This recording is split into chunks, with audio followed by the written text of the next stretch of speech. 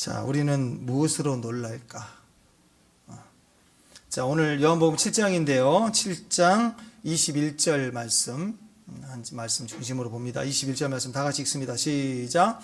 예수께서 대답하여 이르시되 내가 한 가지 일을 행하매 너희가 다 이로 말미암아 이상히 여기는도다. 한 번 더 시작. 대답하여 이르시되 내가 한 가지 일을 행하매 너희가 다 이로 말미암아 이상히 여기는도다. 이상히 여겼다. 늘 잘 놀라는 사람들 있죠. 깜짝깜짝 잘 놀라는 사람. 어떤 사람이 너무 불안하니까 늘 자꾸 깜짝깜짝 놀라니까 병원에 갔대요. 진찰을 했더니 의사가 말합니다. 당신은 신경이 늘 너무 예민합니다. 신경이 너무 예민합니다. 그랬다는 거예요. 그랬더니 그분이 깜짝 놀라서 선생님 그 말도 좀 조용히 해주세요. 그 말도 너무 놀래가지고 깜짝 놀라는 사람들이 있습니다. 자, 오늘 말씀을 보면 우리 자기 자신의 상태가 별로 좋지 않는 사람들의 반응들이 이렇게 보여요. 자, 우리에게도 믿음이 없을 때와 믿음이 있을 때의 반응은 분명히 다르다는 것입니다. 믿음을 가진 사람들의 반응은 어떤 반응이어야 되는가? 오늘 주님이 아쉬워하는 모습이 그거죠.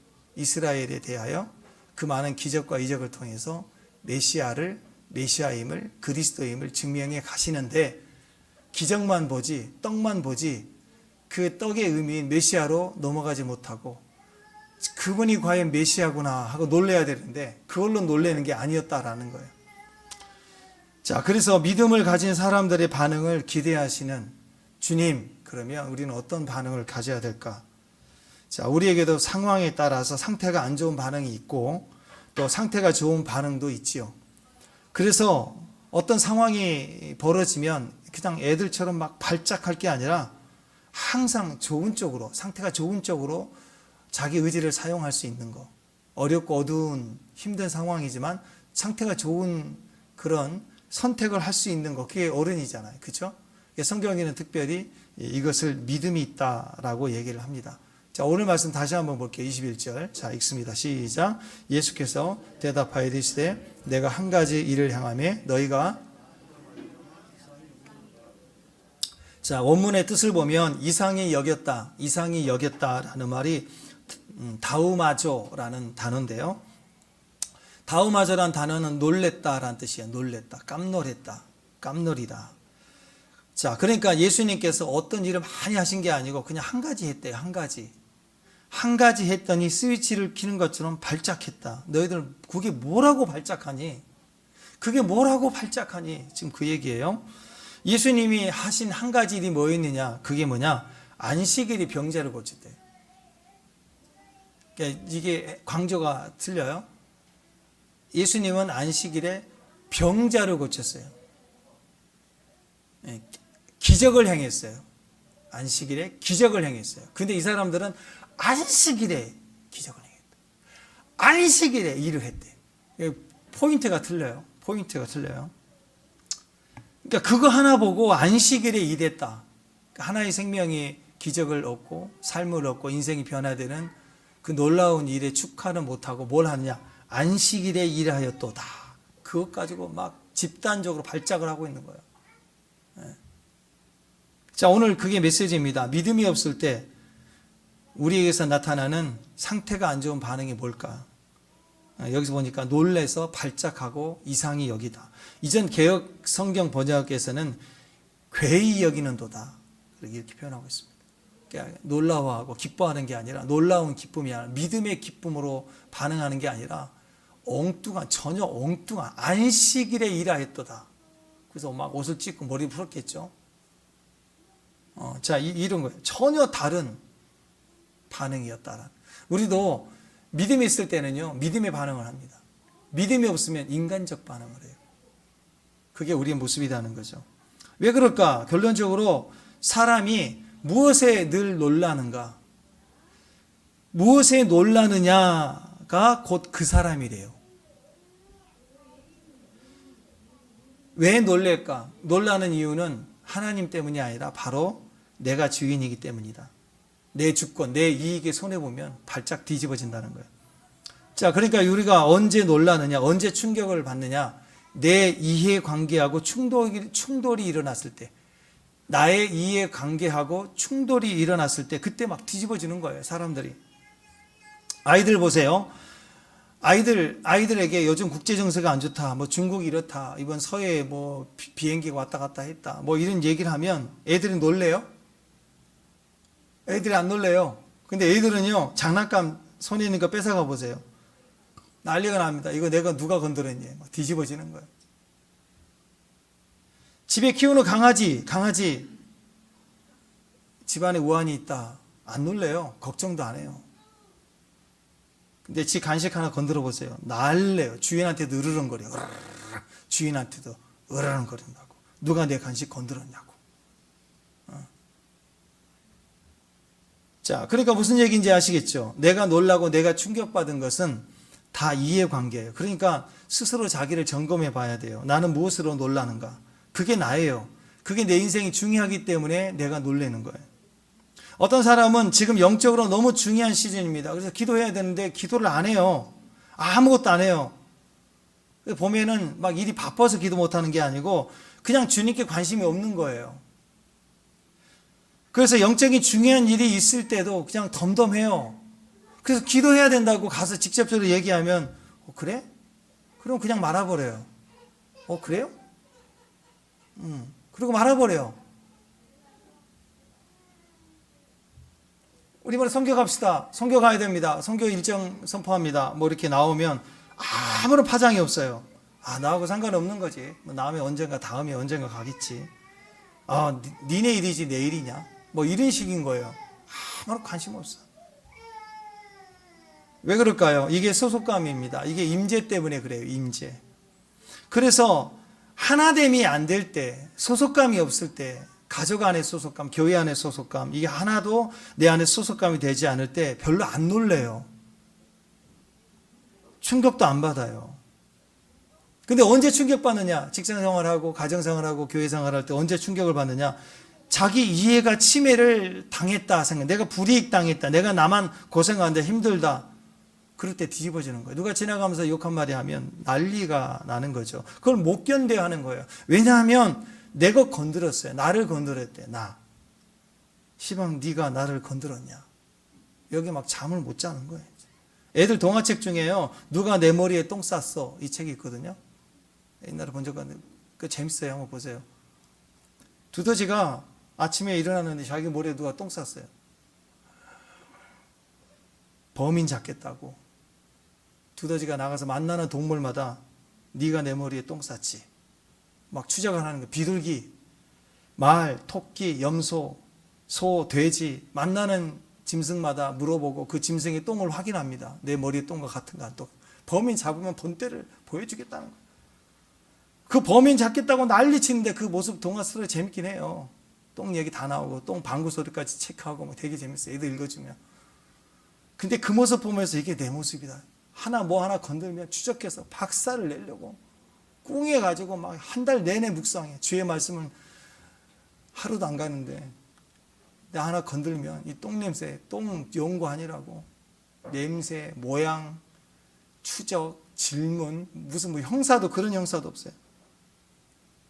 누가 내 이름 건드느냐, 누가 내 욕을 했다 그러면 막 충격받고 거기에 막 놀라는 거예요. 왜 놀라느냐? 이유가 자기 자신이니까. 그래서 내가 무엇에 늘 놀라는가를 보면 그게 곧 그 사람이다, 그 말입니다. 성경은 계속해서 우리에게 뭐라고 하냐면 놀라지 말라 그래요. 자꾸 놀라지 말라, 너 충격받지 말라, 두려워하지 말라, 발작하지 말라. 우리말로는 발작하지 말라, 그 얘기입니다. 아들이 고3이 될 때 제일 많이, 고3이 되는 아이들이 제일 많이 듣는 성경 구절, 이사야 41장 10절 읽어봅시다. 이사야 41장 10절 시작. 놀라지 말라, 너를 도와주리라. 참으로 나의 의로운 오른손으로 너를 붙들리라. 이사야 말씀을 제일 많이 듣는, 두려워하지 말래요, 놀라지 말래요. 결국 믿음에 대한 말씀인데요, 함께 한다는 걸 안 믿는 사람, 함께 하는 것을 믿지 못할 때 두려워해요. 여호수아한테도 그랬잖아요. 여호수아서 1장 9절 시작. 내가 내게 명령한 것이 아니야. 강하고 담대하라. 두려워하지 말라. 놀라지 말라. 놀라지 말라. 내가 어디로 가든지 네 하나님 여호와 너와 함께 하시니라. 그러니까 우리가 믿음이 없으면 담대하지 못하고, 담대하지 못하고 내가 강하지 못하니까 막 깜짝 놀라요. 깜짝 놀라요. 내가 너와 함께 하니까 강하고 담대하라. 두려워하지 말라. 근데 주님의 임재를 못 느끼는 거예요. 주님의 임재를 믿지를 못하는 거예요. 그러니까 두려움이, 임재에 대한 믿음이 약하기 때문에 두려움이 생기는 거라고. 그러니까 두려움을 쫓아야 된다고 생각하는 게 아니라 믿어야 돼요. 여기 있는 불을 꺼서 저녁이면 얘가 깜깜할 수 있잖아요. 불 하나 없으면 깜깜할 때 이 어둠을 갖다가 핀셋으로 꽂아서 몰아내겠어요? 선풍기 튼다고 선풍기 틀어서 이 어둠을 몰아내야지 한다고 몰아내집니까? 아니죠. 어둠에 집중하는 게 아니라 그냥 빛을 켜면 돼요. 어둠이 많든 적든 불을 켜면 되잖아요.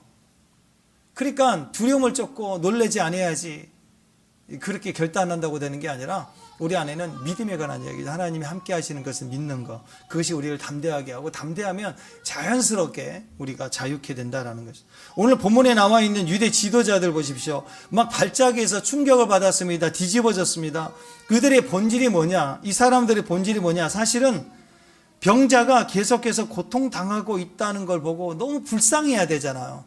너무 고통스러운 걸 보면 불쌍해야 되고 긍휼히 여겨야 되고 어떻게 방법이 없을까라는 고민도 좀 해야 되고, 적어도 비난은 말아야죠. 고통받은 사람에게 비난하면 안 돼요. 근데 그 마음이 없어요. 너무 고통스러우면 충격받잖아요. 여러분, 너무 많이 고난을 당한 사람을 보면은 충격받아요. 근데 이 사람들의 충격은 뭐였느냐? 안식일에 일을 했대. 안식일에 병 고쳤대. 여기에 막 뒤집어지는 거예요. 자, 왜 그럴까요? 안식일법 누가 만들었어요? 네, 자기들이 만들었어. 율법은 사람이 만들었어요. 하나님 말씀에 안식일을 거룩하게 지켜라. 그랬더니 어떻게 해야 거룩하게 지키는가? 일하면 안 된다. 그래가지고 막 조항을 해서 두 손으로 하면 일이고 한 손이면 일을 안 하는 거고, 별 얘기를 다 해요. 그 사람이 율법을 만들어냈어요.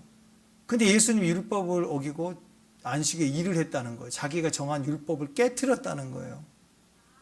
그러니까 하나님일지라도 뒤집어지는 거예요, 지금. 하나님 그러면 안 된다. 물론 하나님으로 인정하기 싫은 거겠지만. 안식일법입니다. 자기들이 만들었거든요. 안식일을 유지하는 것이 자기들에게 이익이 됩니다. 안식일은 자기들에게 이익을 주는 그 시스템 중심에 있기 때문에 그건 누구나도 건들면 안 되는 거예요. 그걸 건들면 자기들 일자리, 이익, 수익이 큰 손해가 있기 때문에 싫은 거예요.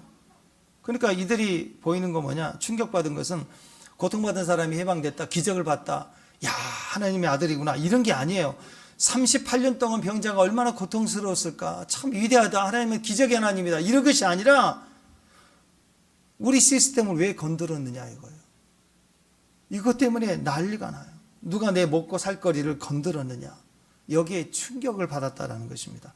여러분, 율법주의가 뭔지를 아십니까? 율법주의는요, 본문, 이 하나님의 말씀보다 자기들이 달하는 주석이에요, 주석. 네.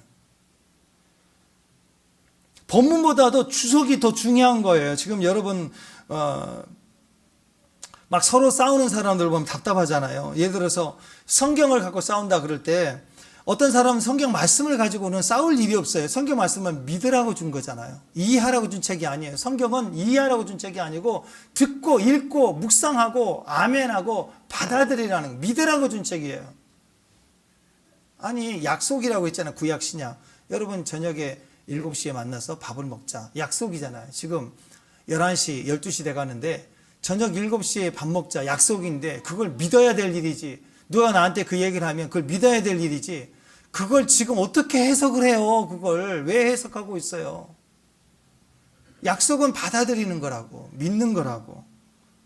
근데 성경 갖고 싸우는 사람들 보세요. 왜 싸우는가 화면에 보면은 성경 말씀을 해석을 A로 하고 해석을 B로 해요. 그래서 싸우는 거예요. 왜 성경을 쪼개는지 몰라요. 성경 말씀으로 자기 자신을 쪼개야죠. 그러니까 자꾸 신학적인 논쟁이 일어나고 비평이 일어나고 또 세상 문화와 또 상황, 인문학 이런 걸 가지고 논쟁하면서 계속 싸우는 거예요. 논리 전쟁을 하는 거라고. 주석은 해석입니다. 해석, 해설서예요. 해석이 어떻게 본질을 갖다가 정의합니까? 불가능해요. 설명할 뿐이에요. 설명할 뿐이라고.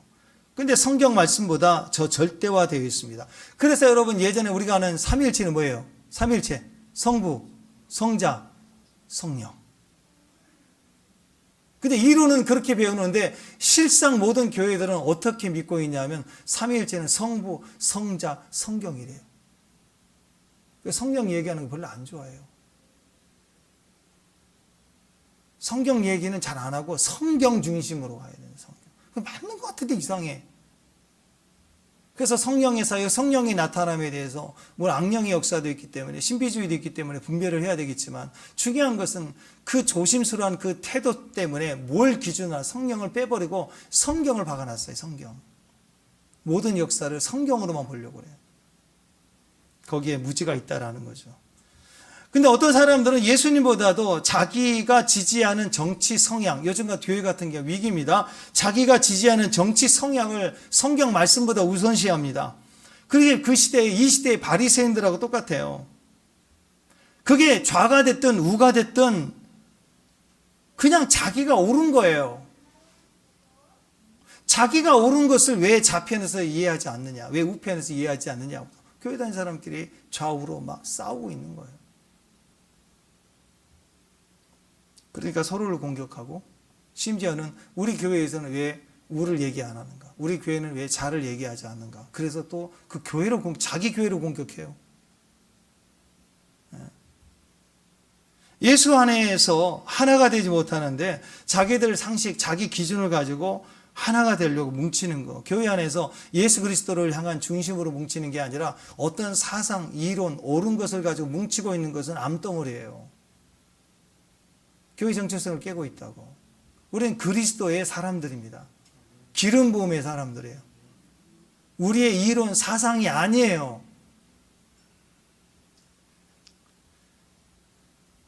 그래서 요즘 교회들 보면 어느 교회들은 왜 공장주의 사상은 성경적이 아닌 거 목사님 설교 안 하시냐고 난리를 치고 그걸 안 하는 교회, 그 안 하는 목사님들은 이상한 목사님들 매도를 하기 시작하고 그리고 그걸 갖다가 데모를 하고 너무너무 무지하고 불편해요.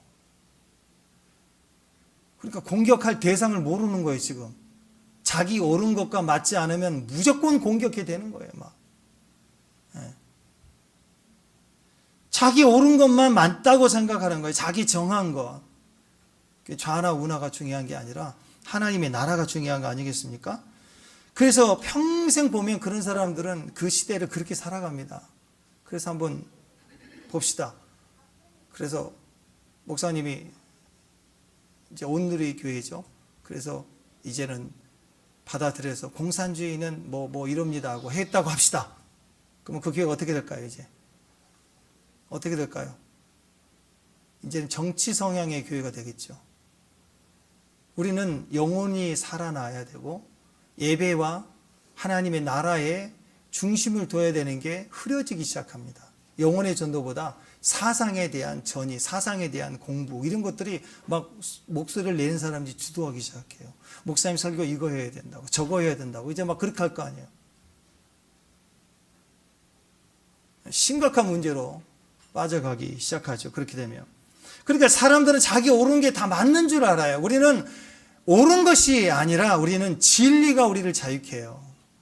진리가. 성경보다도 제도가 중요하고 하나님 말씀보다 내 생각이 더 중요하고 성경을 읽지만 성경의 저자인 성령님의 생각이나 하나님의 뜻보다도 내 해석이 많다는 거예요. 내 해석이 더 중요한 거예요. 그걸 율법주의라고 합니다.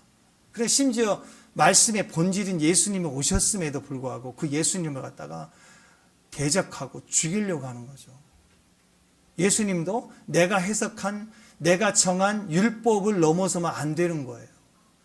그래서 예수님을 죽이려고 하고 끝끝내 예수님을 죽이잖아요. 그래서 여러분 요즘에 무슨 주의 하는 거 있잖아요. 주의, 공산주의, 민주주의, 사회주의, 자본주의, 민족주의 이런 거.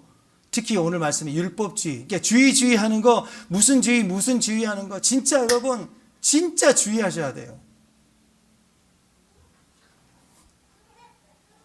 우리는 말씀으로 가야 돼. 무슨 말씀은 주의가 아니에요. 성향이 아니에요. 말씀은 진리예요. 진리.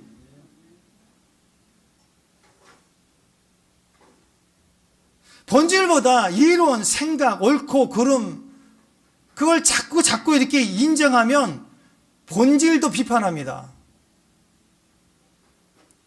오늘 율법주의자를 보세요. 예수님이 말씀이신데 말씀인 자체인 본질이 이 땅에 와서 그 말씀 자체를 해석해 주는데 주님은 말씀만 해석해 주는 이론가가 아니라 말씀을 해석하는 그 자체가 역사예요. 그대로 기적이 일어나서 누구도 예수님과 같은 기적을 행할 수가 없는 거예요.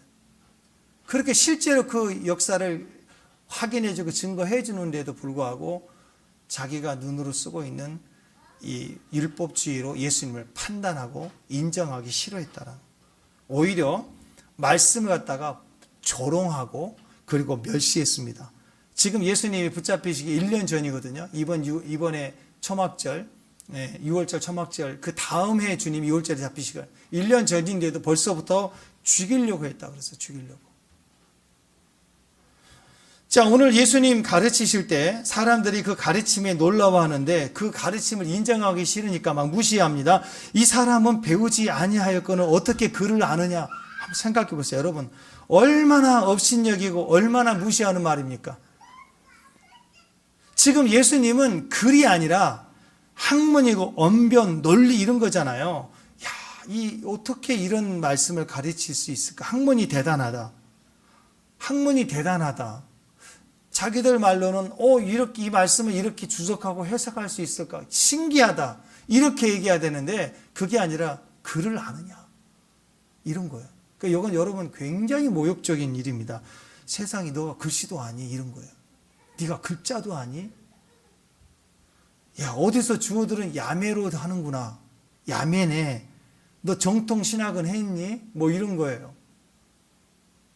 예수님의 말씀에 많은 사람들이 놀라워하는데 그 진리된 말씀을 경험하고 실제로 기적이 일어나는 그 현장을 볼 때 말씀이 역사되는 현장을 보는데도 불구하고 사람들은 그걸 놀라워하지 않고 너 글을 아니? 글을 아니? 또 안식일에 일하였도다. 이런 거죠. 본질이 말씀하는데 본질이 우리를 가르치는데 그 축복으로 놀라는 것이 아니라 자기들의 사상, 이익, 율법주의가 손해본다고 느껴지니까 놀라 자빠지는 거예요. 그래서 진리를 찢어버리려고 하죠. 진리를 말하는 예수님을 죽이려고 했다라는 거예요. 때로는 우리가 그렇습니다. 누군가 대화할 때 내가 생각하는, 내가 해석하고 내가 판단하는 게 있을 수 있죠. 근데 그것을 좋게 풀어보기 위해서 대화를 시도하는 거예요. 그럴 때 상대 얘기도 들어보면 그럴 수도 있구나 할 때 오해가 풀리고 또 내가 전하면 미처 상대는 그런 상황을 인지하지 못했다가 내가 화가 나 있다는 걸 알려주고 상황을 설명하면 상대도 생각해 볼 수 있는 거 아니에요. 그렇죠? 그래서 대화라는 게 필요한 거예요. 근데 어떤 사람은 끝까지 나는 옳대. 증거를 대도 아니래, 나는 옳대. 그렇게 생각하면 안 되는데. 대화가 안 돼. 증거를 들이대도 대화가 안 되는 거예요. 요즘 이런 사람들이 너무 많죠. 왜냐하면 자기 생각, 자기 판단, 자기 율법이 강한 거예요. 맞는 거예요. 그러니까 대화가 안 되는 거죠. 심지어 예수님도 싫은 거예요. 말씀도 싫은 거예요. 자, 믿는다고 하는 사람들도 그래서 두 종류입니다. 하나님의 뜻이라고 하는데요. 거기에는 사실 자기 뜻을 포장해 놓고 하나님 뜻입니다 하는데 결국 보면 자기 뜻이에요. 자기 뜻을 하나님 뜻이라고 포장해서 말하는 거죠. 진짜 자기 뜻이 없는 하나님의 뜻을 행하는 진짜가 있고 자기 뜻을 포장해 놓은 가짜가 있어요. 하나님 말씀을 말하지만 거기에는 가짜가 있고 진짜가 있다고. 가짜는 자기 이익이 손해되면 자기 뜻대로 되지 않으면 놀라서 발작해요. 그게 가짜예요. 진짜는 자기 이익이 손해가 되더라도 진리를 경험할 때 꺾여져요. 그래서 그 뜻을 위해서 스스로 손해보는 걸 감당할 정도가 아니라 손해보는 것을 결정합니다. 그게 진리의 사람이에요. 그래서 주장하는 걸 보고는 잘 몰라요. 주장하는 것만 봐가지고는 진짜인지 가짜인지 몰라요. 포장한 가짜인지 손해까지 결정하는 진짜인지. 그러니까 그 말을 하는 사람이 실제로 무엇에 놀래는가를 보라는 거예요. 오늘 말씀이야. 뭐 때문에 놀래는가? 뭐 때문에 뒤집어지는가를 좀 보라고. 뭐 때문에 발작하는가? 나 건들지 말라고, 막 건들지 말라고. 그냥 등만 쑤시면 막 난리나고. 건들기만 막 뒤집어지는 거예요. 막. 핸드폰 보자고 막 난리가 나는 거. 통장 내역 좀 보자고 막 난리가 나는 거. 다 왜 그래요? 내 영역을 침범해오니까. 왜 그래요? 거기 자기 이익이 있어요. 자기만 아는 이익이 있다고. 어떤 문제를 당했을 때 문제를 풀어가는 방식이 그래서 이런 종류의 사람에 따라 완전히 다른 방법으로 문제를 풀어갑니다. 자기 결정에 대한 철저한 원칙이 있고 훈련된 원칙, 증명해낸 자기 원칙이 충분히 있는 사람들은 어떤 상황에서도 그 원칙을 따라서 풀어가려고 해요. 근데 이건 풀어가려고 하는 원칙이 없으면 그 바운드를 절대로 손에 쥐고 누구도 침범하지 않기를 원해요. 공격적입니다.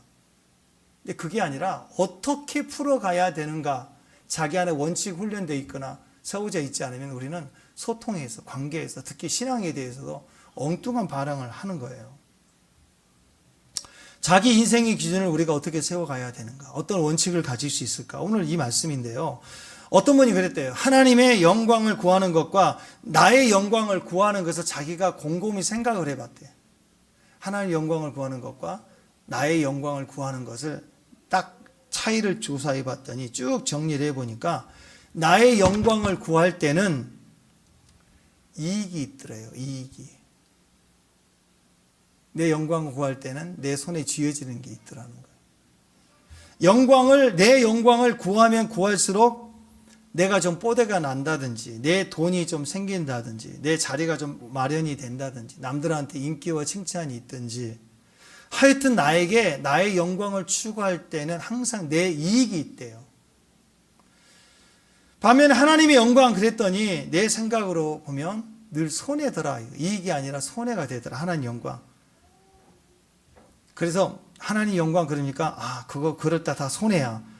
내 돈이 좀 내 돈을 집어 넣어야 되는 것 같고, 내 몸으로 막 더 뛰어야 되는 것 같고, 내가 원하지 않는 곳, 험한 곳으로 나는 이렇게 가야 될 것 같고, 하나님 영광 그러면 그런 단어들과 상황이 내 안에 정리가 되어지더라 이거예요. 그래서 쭉 정리를 하다 보니까 감을 잡은 거예요. 내 인생의 기준을 어떻게 살까? 내가 하나님을 믿고 하나님을 위하여 믿음으로 산다는 건 내 입으로 하나님 영광 위해 삽니다 그러면서 다 자기 영광을 위해서 하는 거니까, 분석을 해놓고 결론이 뭐냐? 내가 하나님의 영광을 산다고 결정할 때 나는 손해보는 것만 하면 그게 하나님의 영광이구나 깨달은 거예요. 내가 조금이라도 이익을 보려고 하는 게 생기는 건 하나의 영광이 아니라 내 영광이라는 걸 확인한 거예요. 그래서 이 사람이 결정을 한 거예요. 내 인생의 기준을 어떻게 세워야 되는가? 이익과 손해가 있을 때 항상 내 결정은 손해보는 쪽이다. 나는 항상 손해본 쪽을 결정해야지. 이렇게 결단을 했다는 거예요. 여러분, 굉장히 머리가 좋은 사람입니다. 이렇게 정리를 하고 논리적으로 생각을 해보니까 결론이 나오는 거예요. 과정이 정확하니까 결론이 맞는 거예요. 과정이 틀리면 답도 틀려요. 근데 과정 없으면 100% 우리는 똑같이 하나님 영광을 위해서 삽니다 하면서도 자꾸 이익을 위해서 추구한다고. 그게 하나님의 뜻인 줄 아는 거예요. 이분은 공식을 가지고 정리를 해보니까 하나님 영광, 내 영광을 어떻게 분석하느냐. 손해본 쪽은 하나님 영광이고 이익 보는 쪽은 내 영광이구나. 이걸 깨달은 거예요. 마음 결단을 딱 한 거예요. 무엇이 더 손해인가? 무엇이 손해인가? 어떤 인생의 기준을 가지고 문제가 생겼을 때 한번 생각해 보는 거예요. 내가 믿는 자인가, 내가 진짜인가, 내가 가짜인가, 내가 불신자인가, 이 기준을 가지고 손해보는 쪽을 결정하겠다. 그래서 이제 예를 들어서 누가 날 도와달라 그랬더니 갈등이 생기죠. 누가 날 도와달라 그랬더니 갈등이 생겨요. 적게 도울까, 많이 도울까? 누가 날 도와달라 그럴 때 안 도와준다. 그건 믿는 사람이 아니죠. 믿는 사람들은 도와야 돼요. 아멘? 부탁하면, 시키는 건 좀 불편할 수 있지만 부탁하면 도와줘야 돼. 왜? 그 사람은 나를 인정하기 때문에 도움을 구하는 거 아니에요. 그래서 여러분 도와줘야 돼. 무슨 말을 하든 예 하고 돕는 거예요. 축복합니다. 아멘. 아멘. 우리 아이들이 엄마, 아빠 하고 도움을 구하면 도와야 돼, 안 도와야 돼요? 도와야 안 도와야 돼요? 도와야죠. 아내가 성령의 음성으로 도와달라고 하면 도와야 돼, 안 도와야 돼요? 보시죠. 제일 앞에서 제일 돕는다고 하잖아요. 맞아요. 도와야 돼요. 남편이 부탁하면 들어야 돼, 안 도와야 돼요? 도와줘야죠. 안 그러면 발작하는데. 여러분, 부탁할 때는 돕는 게 맞아요. 그러니까 우리 고민은 돕는다 안 돕는다가 아니라 부탁을 할 때는 적게 도울까 많이 도울까예요. 이제 아시겠죠? 적게 도울까 많이 도울까. 근데 가만히 인생의 자기 기준을 정했잖아요. 인생의 기준을 정해놓고 그 정해놓은 기준을 가지고 다시 한번 물어보니까 무엇이 나에게 더 손해인가 그랬더니 많이 돕는 게 손해일까요? 적게 돕는 게 손해일까요? 많이 돕는 게 손해예요. 그래서 그렇구나. 니꼴 정답은 많이 돕는 거. 도와달라고 할 때 많이 도왔대요. 그래서 집하고 냉장고 팔고 뭐 그래서 돕는 게 아니고 내가 할 수 있는 선에서 좀 많이 도왔대요. 아시겠죠? 선교 갈 때도 또 헌금할 때도 마찬가지로 물어봤대요. 선교 가려고 하면 헌금하려고 하면 갈등이 생기죠. 내가 항상 준비된 물질이 항상 있는 건 아니니까 어렵죠. 힘들지요. 그때 적게 할까 많이 할까 고민이 들 때, 자, 이 원칙을 정확히 경험하고 가지고 있는 사람 어떻게 할까요? 어떻게 해요? 적게 할까 많이 할까요? 손해보는 쪽, 더 많이 손해보는 쪽, 최대한 손해보는 쪽으로 가는 거예요. 선교비도 추가하고 내가 못 가면 그분을 섬겨주고 이렇게 최선을 다해서 했다라는 거예요. 물어보면서 정확하게 했다라는 거예요. 어느 순간 많은 사람들이 나는 손해를 보고 손해보고 손해보는 것 같았는데 어느 순간 많은 사람들이 얘기하기를 이 사람은 하나님의 영광, 하나님의 사람, 하나님의 축복이라는 별명을 가지게 됐더라는 거죠. 사실 실제로 그래요. 사람에 대해서요. 이제 우리 예린이나 수아 정도 장난감 하나 치면 팍 안 뺏기려고 하는 그런 수준은 아니죠, 이제. 그죠? 우리 정도 되면 덕이 있어야 됩니다. 베풀어야 돼요. 그래야 모아져요. 풍성해지는 거예요. 여러분, 우리 인생의 굉장한 믿음의 터닝 포인트가 되는 게 바로 그거예요. 이익이냐 손해나 이 사기에서 내가 내 머리, 그냥 머리 나쁘잖아요. 우리 나쁜 머리로 막 계산해 갖고 손을 붙들고 있는 것보다, 강팍해지는 것보다 거기에 여유를 가지고 하나님 영광을 생각하면서 계산해 보고 내가 더 손해 보는 쪽으로 조금 더 힘쓰기 시작하면 그게 회전력을 가져요. 반드시 돌아와요. 반드시 돌아온다고. 나의 영광은 이익이 남는 거예요. 하나님의 영광은 내가 더 손해를 보는 거예요. 근데 여기서 결정을 믿음으로 하기 시작하는 거예요. 손해보는 일을 결정할 때 그게 하나님의 영광이라는 기준을 가지기 시작하면 이상하게 사람들이 주변에서 저 사람 하나님이 쓰시는 사람, 항상 풍성한 사람이라고 하나님께서 열매를 맺혀주는 거예요. 그래서 난 너무 감사해. 우리 교회 안에는 하나님이 헌금이라는 제도를 줬어요. 회비가 아니라 헌금이라는 제도. 그래서 보면은 그냥 거기에요. 꼭 49대 51이에요. 결정 고민이. 뭐 70대 30 그런 거 아니에요. 대부분 고민하는 거 보면 49대 51이에요. 그 일 갖고 막 고민하고 이걸 살까 저거 할까 헌신할까 말까 그 고민인데 믿음을 밀어서 확 섬겨 보내고 확 우리가 어디 모임 가고 행동하고 섬기고 할 때 보면 가만히 보면 항상 풍성한 사람들이 있어요. 하나님 영광이에요, 그게. 그것이 기도할 때도 나타나고요. 은혜를 받을 때도 나타나고 자기를 통해서 기름이 흘러나갈 때도 마찬가지예요. 어쩜 그렇게 동일한 원리대로 가는지 몰라요. 똑같습니다. 우리가 임재를 알고 임재 안에 들어갈 때 기름 부음에 대한 것도 마찬가지예요. 심은 대로 하나님이 그대로 하나님의 영광을 받으시기 때문에. 그래서 여러분 헤아리는 만큼 도로 그 헤아림을 받는다라고 말씀하죠. 이게 형통의 사람의 모습입니다. 뭘 해도 되는 사람. 그것은요, 그냥 기도 세게 하고, 금식 많이 하고 하는 행위에서 나오는 게 아니에요. 관계 속에서 내가 어떤 결정을 하고 그 결정 이유가 하나님의 영광이죠. 내가 나의 영광을 위해서 뛰면 하나님이 우리에게 일을 안 해주세요. 자기가 하는 거예요. 근데 하나님의 영광을 위해서 우리가 뛰기 시작하면 뭘 해도 하나님이 도우신다라는 거예요. 이런 사람들은 세상의 이익 때문에 놀라지 않습니다. 자기가 손해본다고 발작하지 않습니다. 자기의 선택을 자기 이익에 두지 않기 때문에 자기 손해도 역시 하나님의 영광으로 보기 때문에 세상 일로 인해서 발작하고 뒤집어지지 않아요. 충격받지 않아요. 오직 하나님의 어메이징, 하나님의 손길에 의해서 놀랄 줄 알고 두려워할 줄 아는 거예요. 그래서 우리의 대안은 뭘까요? 오늘 메시지 아닙니까? 가장 좋은 믿음의 모습은 예수님의 임재로 인해서 강하고 담대해지는 것뿐입니다. 우리가 강하고 담대하지 못하면 세상이 주는 상황은 자꾸 우리를 놀라게 해요. 우리를 뒤집어지게 합니다. 우리를 열받게 해요. 우리를 손해보게 하는 거예요. 그러면 손해봤다고 늘 가볍게 발작하고 살면 인생을 못 살아요. 세상은 어차피 계속해서 불공평하고 불의합니다. 세상은 그럴 수밖에 없어요. 손해보는 것까지라도 내가 스스로 선택할 수 있는 사람이에요.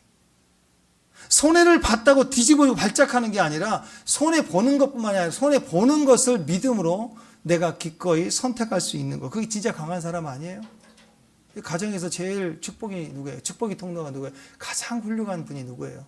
손해를 선택하는 사람 아니에요? 대부분 여러분의 엄마 아니에요? 죄송하지만 저도 아빠지만 아빠는 아니에요. 엄마들이 손해봤어. 더 많이 손해봤어.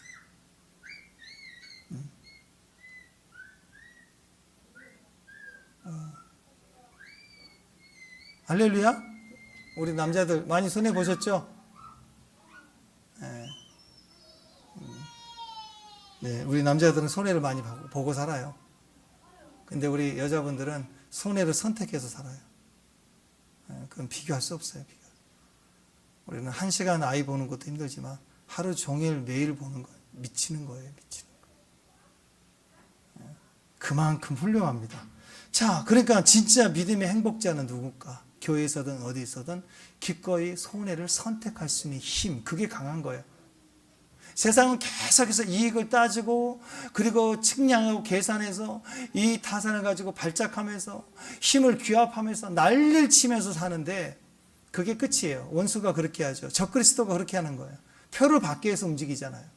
우리 주님이 500이여 이렇게 기적을 나눌 때, 기적을 주실 때 표를 받겠나요? 표 안 받은 사람 안 줬나요? 세상은 자꾸 그런 식이에요. 원리, 규칙, 규율, 기준 막 따져요. 그게 옳은 거래요. 자, 여러분, 능력이 뭘까요? 진짜 능력은 손해를 안 보는 게 능력 아니에요. 손해를 선택하는 사람이라고. 하다못해 경주 채부자댁 가운 그런 게 있잖아요.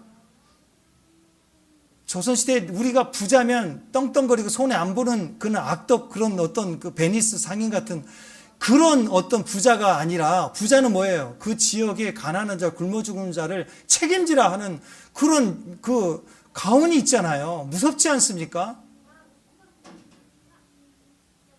저는 이 정지용 씨 생각해보면 대단한 것 같아요. 울산을 먹여 살렸어요. 이 한 사람이. 뭐 부인할 수 없어요. 그건. 그 시대에 한 도시를 책임지는 사람. 가정에서도 마찬가지로 우리의 스케일이 도시와 국가는 아니더라도 가정에서 책임은 누구예요? 여러분이 돼야 되는 거 아니에요? 우리는 어떤 사람이 책임자예요? 손해를 스스로 선택할 수 있는 사람. 가정에서 손해를 안 보려고 그래. 손해를 절대 안 보려고 그래. 계산해서 따지고 숫자 놀이하고. 그게 얼마나 어리석습니까? 진짜 능력은 뭔지 아세요? 손해 안 보는 능력이 아니라 손해 보는 능력입니다.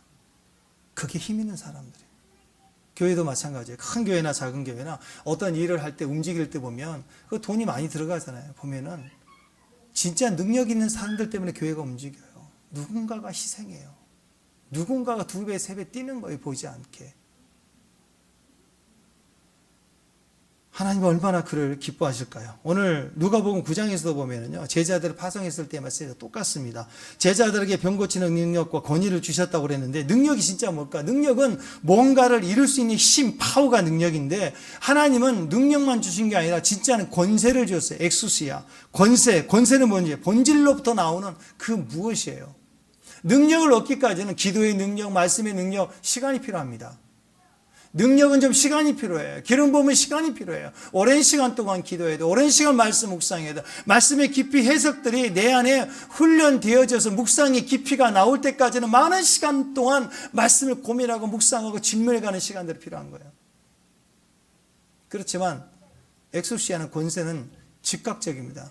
예수 그리스도를 아버지로 영접하고 주님으로 경접하고 하나님의 자녀가 되고 하나님의 우리의 아버지가 되면 자녀됨의 권세는 즉각적입니다. 우리 안에는 권세가 있어요.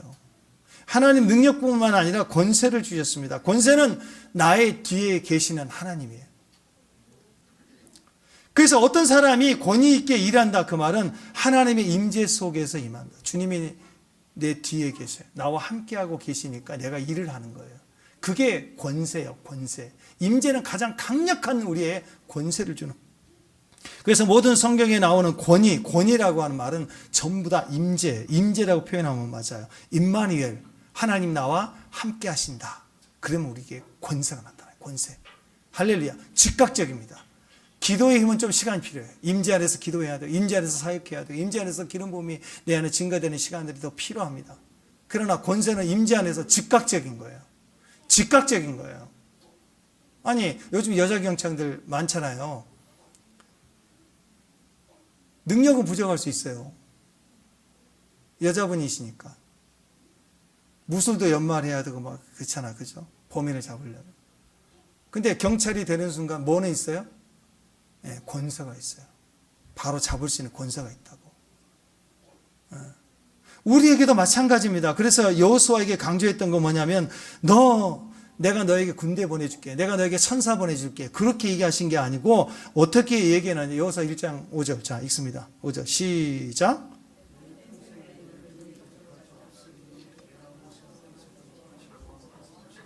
내가 너를 떠나지 아니하며 버리지 아니할 것이다. 모세와 함께 있었던 것처럼 너와 함께 있는다. 임마누엘, 임재가, 그 말은 너에게 권세가 있어. 너를 누구도 건들지 못할 거고 네가 말하면 그대로 될 거야. 이 권세의 권세. 성도는 권세를 가지고 일을 해야 됩니다. 권위가 뭐예요? 권위. 내 힘으로, 내가 내 노력으로, 내 열심으로 뛰는 것이 아니라 국가에 소속돼 있으면 소속된 경찰, 군인으로서의 권위, 권세가 있다고. 군대를 움직일 수 있고, 무기를 쓸 수 있고, 재판할 수 있고, 그 권세를, 국가 권위의 권세를 가지고 일을 한다라는 것입니다. 그래서 여러분, 우리가 권위를 가지고 일할 때는 하나님이 일하시는 거예요. 권위를 가지고 일한다고 할 때는 자꾸 하나님이 우리에게 자신의 능력을 나타내 주세요. 능력은 하나님께 있어요. 국가에게 권위가 있고, 국가에게 능력이 있는 걸 권세를 사용하면 그 능력을 사용하는 거라고요. 그래서 하나님을 드러내는 방법은 내가 내 생각으로 가벼운 게 아니라 권위를 가지고 움직이는 것입니다. 우리가 사업을 한다고 할 때도 수단, 방법, 재능, 인맥 그런 것 가지고 하는 게 아니고 권위 있게 사업을 하는 거예요. 믿음의 사람이라면 사업을 할 때 뭐 그런 수단이 있잖아요. 사업하는 가운데 자꾸 사업 현장에 하나님이 드러나시게 하는 거예요. 예수님이 드러나게 하시는 거예요. 성령이 느껴지게 하는 거예요. 그래서 말씀대로 억울한 자가 없게 하라, 가난한 자가 없게 하라 원칙을 가지고 철저하게 주님을 믿고 의지하고 하는 거라고. 그래서 말씀에 순종해가는 삶을 살아가는 현장이 결국 하나님의 권위가 나타나는 현장 아니에요? 적어도 이거는 분명하구나. 원칙이 분명히 있구나. 근데 나중에 알고 보니까 교회를 다니세요. 아, 그렇군요. 이렇게 무게감이 실려야 되는데 교회 다닌 분이었어요? 그러면 그 사람은 어떻게 살았다는 거예요, 그동안에? 동업할 때, 일을 할 때 이익만 챙기고, 지하철에 자리 있을 때 가방 던져서 자리 맞고 막 이런 식이었다 그러면 그게 다 이력이 나오잖아요. 놀래요. 네가 교회를 다녔니? 놀랜다고. 쓰러져 자빠진다고. 권위를 가지고 나가는 게 중요합니다. 삶에서 항상 우리 입술에 말하는 대로 내가 행동하면 하나님 말씀대로 말하면 되는 사람, 이게 권위를 가지고 나타나는 거예요. 그래서 6절 말씀 이어서 그렇게 얘기하죠. 시작. 강하고 담대하라. 너는 내가 그들의 조상에게 맹세하여 그들에게 주리라 한 땅을 이 백성에게 차지하게 하리라. 하나님이 차지하게 하시는 권세를 주셨어요. 우리가 언제 강하고 담대해지는가? 마찬가지입니다. 하나님 임재가 있을 때예요. 올해 2026년도 우리 삶의 모든 행사와 사업을 위해서 우리가 기도해야 됩니다. 뭘 가지고요? 권위가 나타나는 사업이 되도록, 이 말씀의 권위가 내 삶에 풀어지도록 하나님의 임재가 있도록 기도해야 됩니다. 그러니까 무조건 잘되게 해달라고 하는 건 권위가 없어요. 그냥 소원만 가득한 거예요. 그리고 배경에는 욕심이 가득 차 있는 거예요. 근데 말씀을 가지고 말씀의 사람이 되도록, 올해 받은 말씀이 이루어지도록 붙들면 그 기도에, 그 삶에 권위가 나타나기 시작하는 거예요. 그래서 말씀 붙들고 말하는 게 그렇게 중요한 거예요. 권위는요, 어깨에 힘주고 목에 핏대 세우는 게 아닙니다. 누군데 나를 까이 까불어. 이건 그런 권위주의자가 아니에요. 권위주의자가 아니라 권위적인 삶을 사는 거예요. 권위로운 사람. 하나님이 우리를 인정해 주심이 있는 거. 그게 하나님의 임재랍니다. 그 임재가 있어야 돼요. 그래서 성경에서 말하는 명백하게 하나님 함께하는 때가 어떤 때인가? 우리가 아는 세 가지예요. 하나님이 언제 우리에게 명백하게 자기 자신을 드러내시는가? 첫 번째가 예배할 때. 권위 있는 교회는, 권위가 있는 사람은 예배에 목숨을 걸어요. 예배는 만남이고 예배 속에 하나님의 임재가 있기 때문에, 하나님은 항상 예배를 통해서 일합니다. 예배가 권위이기 때문에 예배자는 권위자예요. 무거움이 있어요. 예배에는 영광이 있어요. 영광은 카보드라고 그랬죠. 무거움이라고 했어요. 무게감이 예배 중에 있는 거예요. 그 임재의 무게감이 입혀지는 사람들이 권위자예요. 그래서 시시하지 않습니다. 세상 일로 놀래거나 발작하지 않아요. 강하고 담대할 수 있습니다.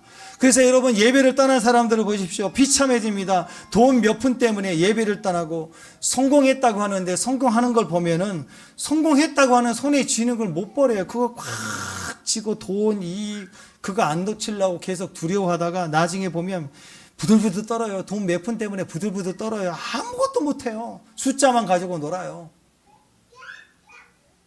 네? 그래서 가끔씩 이렇게 전철 타고 이렇게 한 번씩 보면은 막 온통 그냥 수시로 올려, 수시로 핸드폰. 아니, 그렇게 바쁘신 분인가?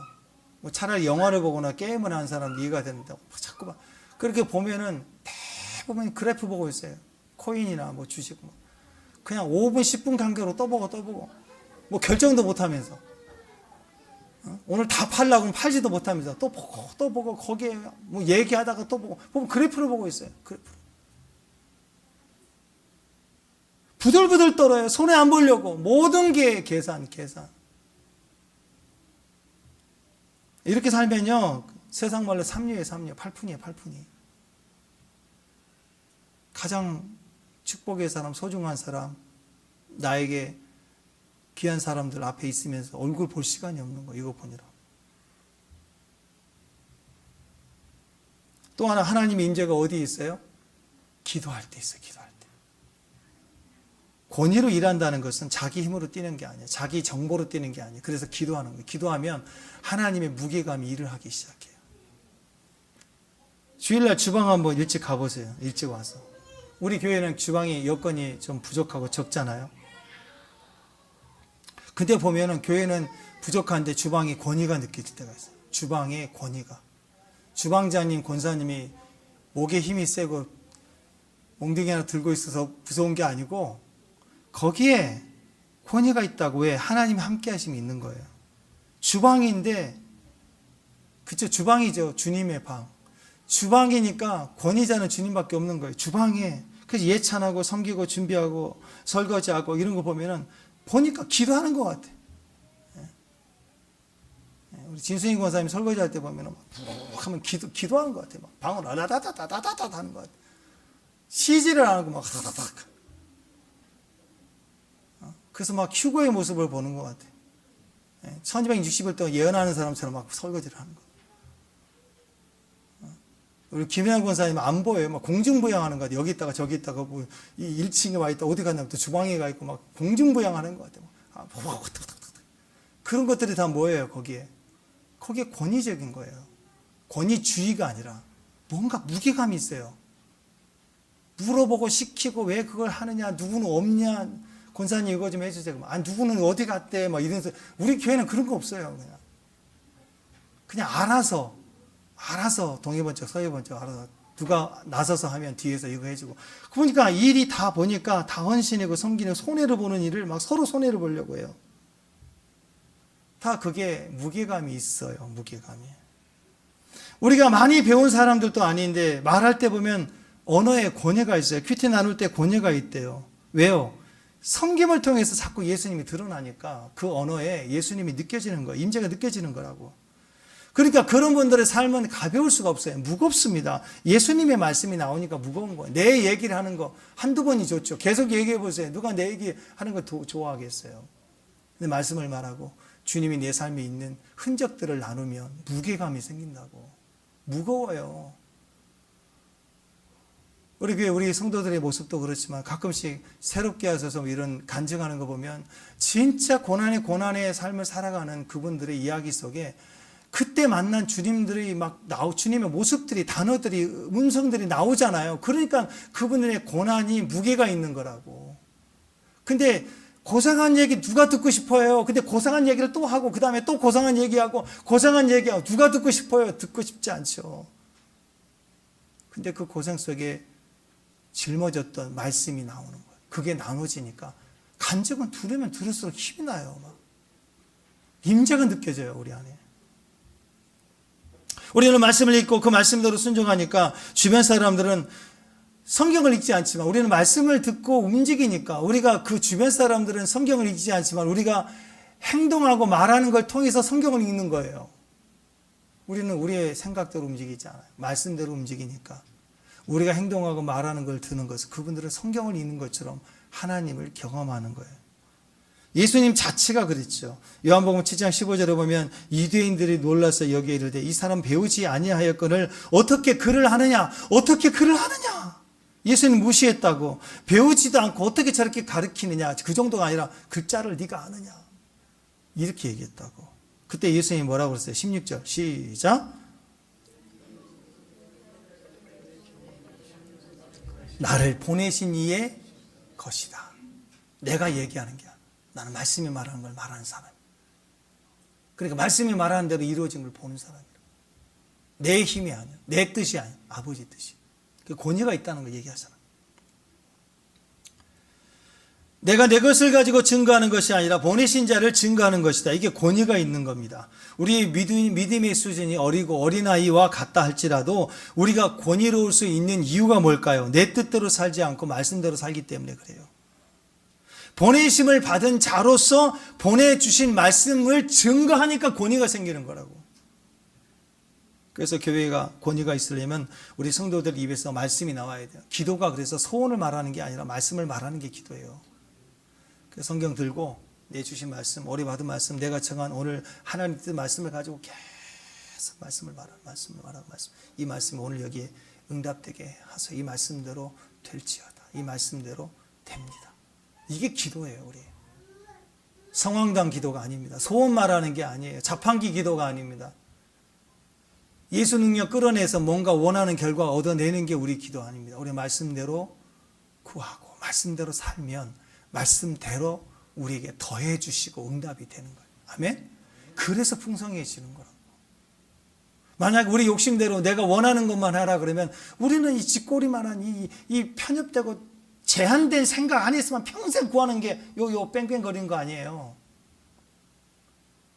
우리는 우리 스케일을 키울 능력이 없어요. 그래서 우리는 우리가 구할 때 하나님이 우리에게 주신 대로 구해야 우주적이고 전체적인 위대하고 큰 기도를 말하게 되는 거예요. 그래서 여러분 기도 제목 갖고 기도한 사람은 좁아집니다.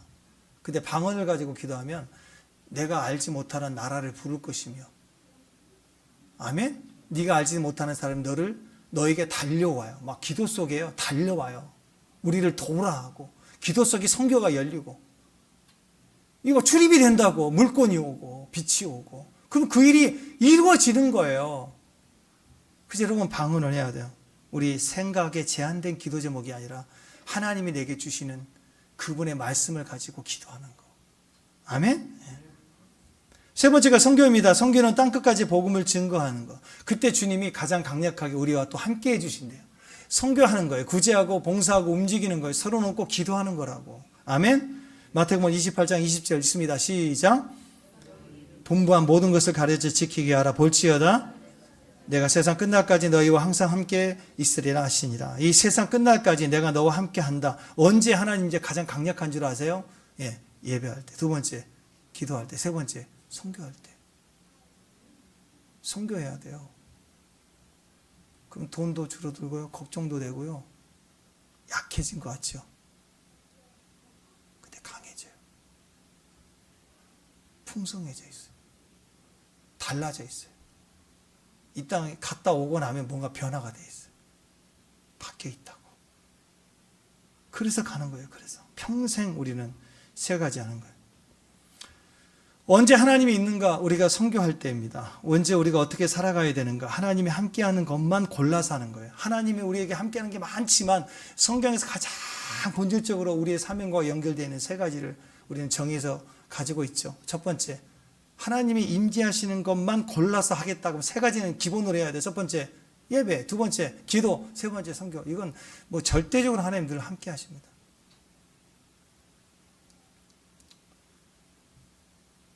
두세 사람이 내 이름으로 모여 기도할 때 그들 중에 내가 있다. 땅끝으로 복음을 증거할 때 세상 끝날까지 너와 함께한다. 마찬가지예요. 하나님께 우리가 하나님 임재를 구하고 하면 하나님의 임재가 끊어지지 않도록 이어지는 것이 기도이고 그리고 예배이고 그리고 선교입니다. 그래서 그 믿음의 자리를 꾸준히 놓고 하고 나가셔야 돼요. 반복해야 돼요. 어떤 중요한 기술과 능력은 반복을 통해서 얻어지는 거예요. 반복하지 않고 한 번에 얻어지는 거 아무것도 없어요. 하다못해 단어 하나도 마찬가지예요. 반복해야 돼요. 지식과 기술은 반복해야 돼요. 아는 건 아는 게 아니에요. 반복한 것만 해요. 머리로 아는 건 잊어버립니다. 몸으로 익혀진 건 안 잊어버려요. 구원을 머리로 아는 게 아니라 몸으로 익혀야 돼요. 그래서 헌심이 아니라 헌신하라 그런 거예요. 자전거 한 35년 동안 안 타도요. 저도 국민학교 다닐 때 타다가 안 타도 지금 타도 타져요. 하다가 금방 타져요. 몸에 익혀진 것.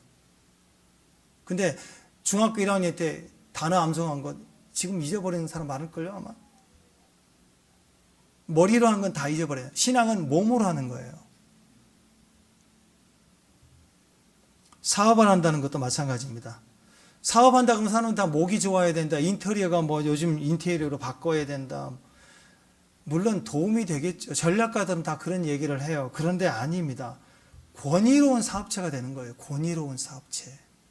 좋은 가정이, 행복한 가정, 자녀 교육을 위해서 얼마나 많은 공부를 해야 되는지 몰라요.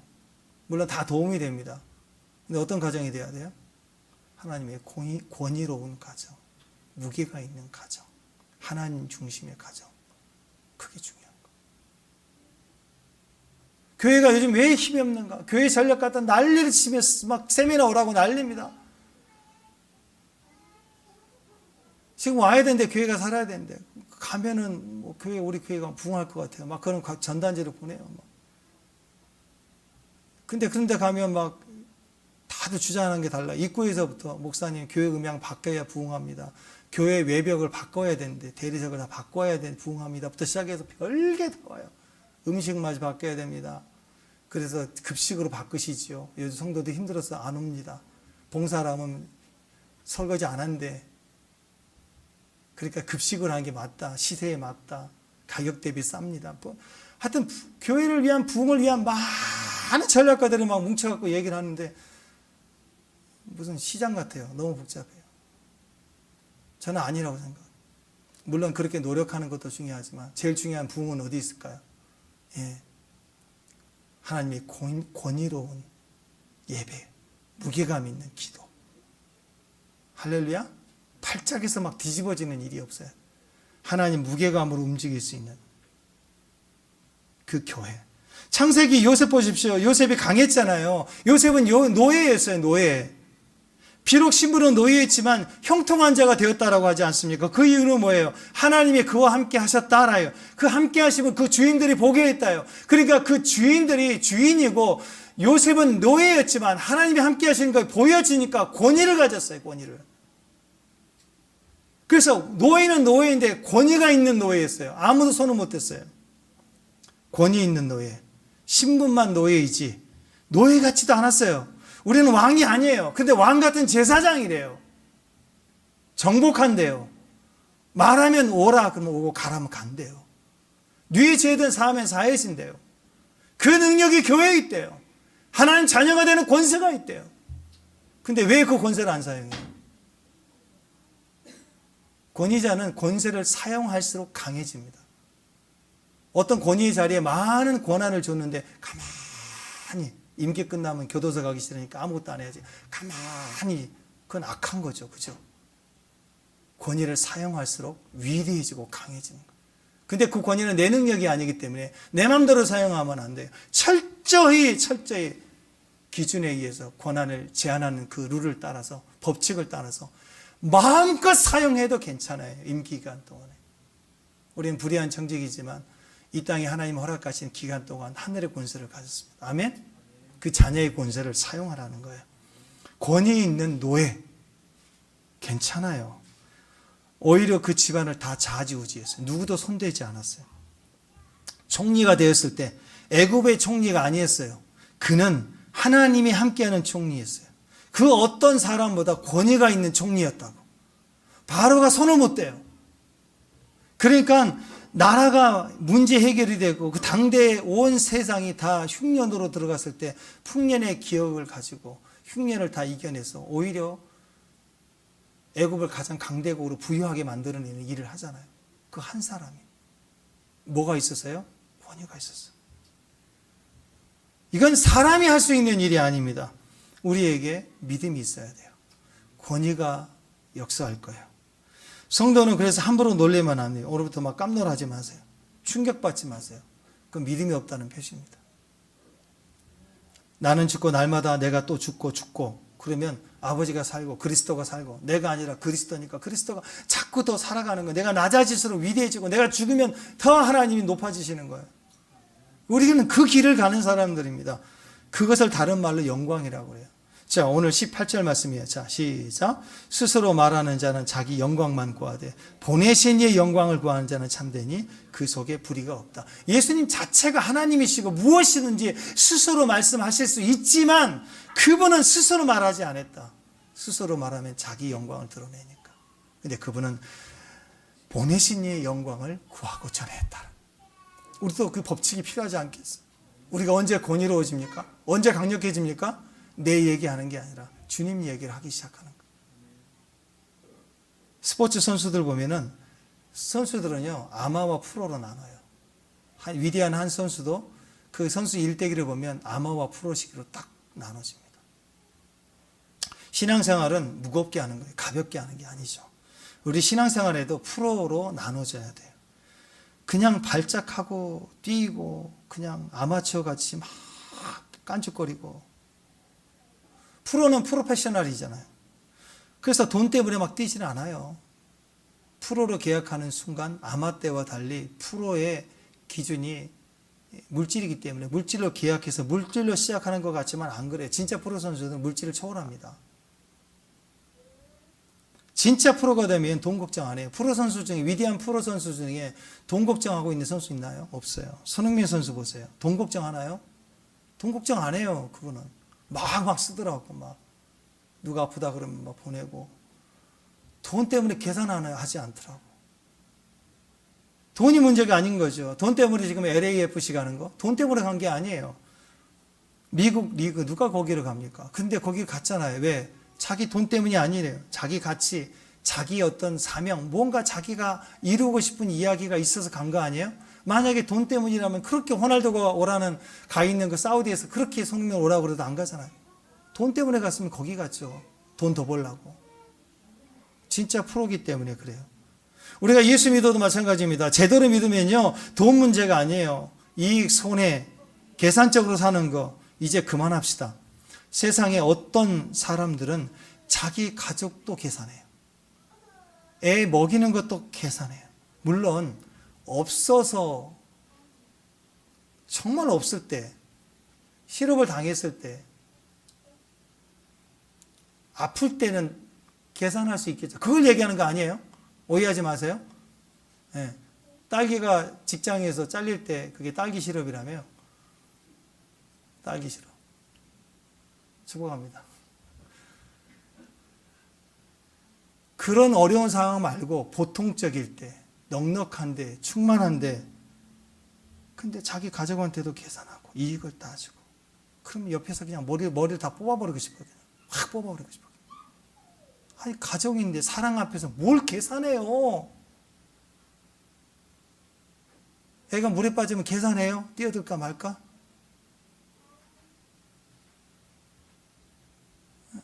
그런 바보가 어디 있어요? 무슨 계산을 해요? 마태복음 6장 33절 시작. 너희는 먼저 그의 나라와 그의 의를 구하라. 그리하면 이 모든 것을 너에게 더하시리라. 나라와 의를 구하는 것, 스케일이 내 스케일이 아닙니다. 위대한 스케일이에요. 모든 믿음의 사람들에게 그의 나라와 의를 구하라는 어마어마한 사명을 준 거예요.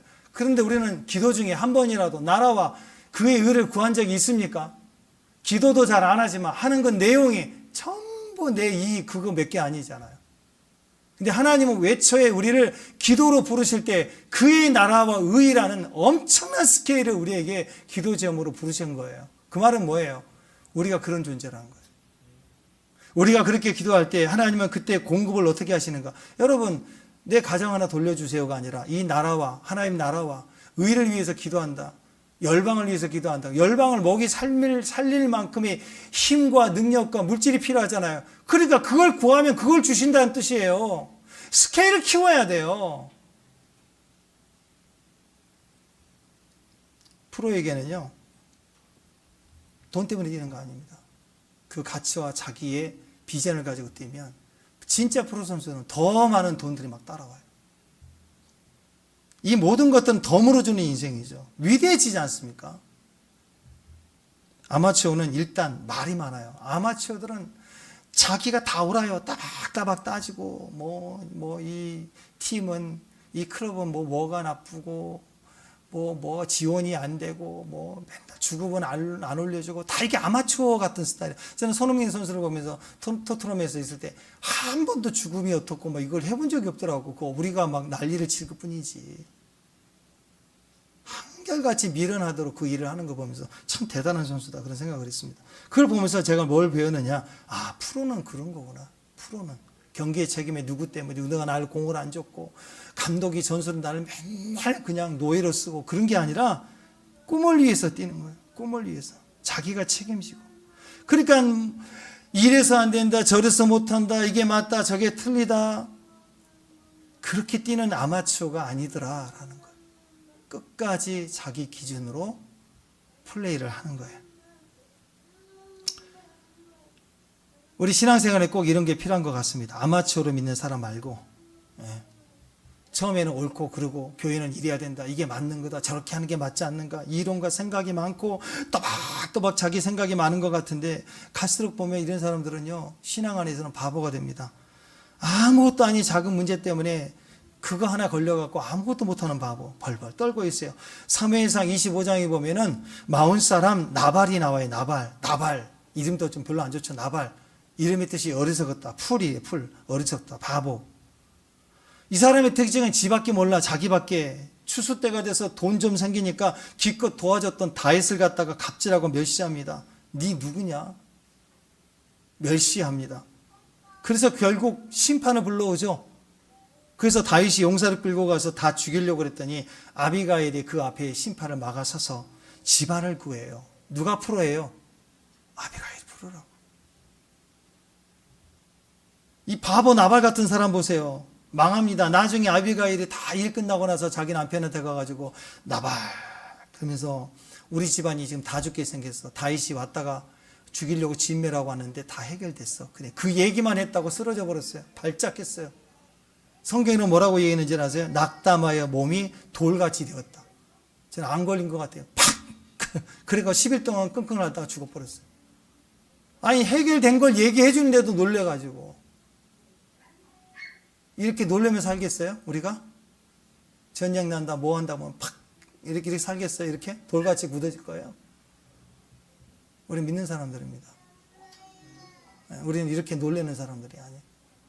지금도 우리는 우리의 원칙을 가지고 손해보는 쪽, 사랑을 위해서 스스로 손해보는 것을 선택할 수 있을 때 그 사람이 우리 교회의 주인이고 가정의 주인이고 이 세상의 주인이 되는 거예요. 권위 아래 있는 하나님의 종들이기 때문에 우리가 믿으려면 이제 제대로 믿어야 됩니다. 말씀대로 철저히 믿어야 돼요. 발작하고 놀라 자빠지고 뭐 돌같이 굳어지고 그렇게 살지 말고 권위 있는 신앙, 권위 있는 종들로 사는 거예요. 하나님의 영광을 위해서 사로잡힐 수 있는 사람. 쓸데없는 데 놀래갖고 손해본다고 억울하다고 난리치고 나는 얼마나 일하고 왔는데 너는 얼마나 일했냐, 너는 얼마짜리냐, 얼마를 벌어왔냐. 이렇게 좀 가볍게 살지 말고 제발 좀 무겁게 살자고요. 무겁게. 오직 하나님 것만을 위해서 놀라고 충격받을 수 있는 가정에서 프로선수가 됐으면 좋겠습니다. 그런 믿음의 종들 됐으면 좋겠어요. 아멘. 이 마지막 때 우리를 보고 주님이 놀라셨으면 좋겠어요. 내 이만한 믿음을 본 적이 없도다. 할렐루야. 네. 아멘. 성령이 우리와 함께 하시는 것을 느낄 수 있는, 주님이 우리를 통해서 일하시는 것이 막 보여지는 현장의 사람들, 그 축복이 되는 저와 여러분 됐으면 좋겠습니다. 다 같이 일어나서 우리 모든 것을 공급해 주시는 하나님을 찬양합시다. 아멘. 나의 공급자, 내 생명